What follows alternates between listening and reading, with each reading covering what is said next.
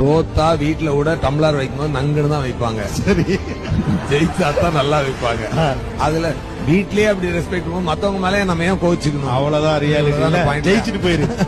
அவ்வளவுதான். இப்ப அம்மா வந்து 4 பசங்க நல்லா படிச்சவங்க பசங்க ஒழுங்கா இருக்காங்கன்னா அவங்களுக்கு வேற மாதிரி டம்ளர்ல தட்டி வைப்பாங்க.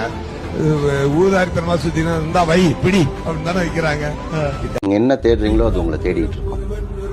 நீங்க ஒரு பாயிண்ட்ல வந்துட்டு என்ன அப்படின்னா முடிவு எடுத்து உங்களுக்கு என்ன வேணுமோ அது அடையறதுக்கு உண்டான வேலைகளை வந்துட்டு என்ன அப்படின்னா நீங்க இப்போ வந்துட்டு ஸ்டார்ட் பண்ணணும். ஆனா இது என்ன அப்படின்னா உடனே ஒரே நாள்ல நடக்காது. அது கிடைக்கிற வரைக்கும் நம்ம அந்த முயற்சியில ஈடுபட்டுக்கிட்டே இருந்தோம் அப்படின்னா நமக்கு என்ன வேணுமோ அது பூரா எல்லாமே கிடைக்கும். நம்ம கிட்ட இருக்க எல்லாத்தையும் இழந்து நாதி இல்லாம தனியா நிக்கும் போது நம்ம கூட நிக்கிற ஒரே விஷயம் நம்ம கத்துக்கிட்ட கலையும் பாடமும் மட்டும்தான். அதனால லைஃபோட எந்த ஒரு பாயிண்ட்லயும் யார் உங்களை விட்டுட்டு போயிருந்தாலும் சரி, நான் கற்ற கலையும் பாடமும் என்னை துணை நின்று காக்குமடான்னு நெஞ்ச நிமித்திக்கிட்டு சொல்லலாம். அப்படி நீங்க எதை சிறப்பா பண்ணுவீங்களோ அதை கத்துக்கும் போது எவ்வளவு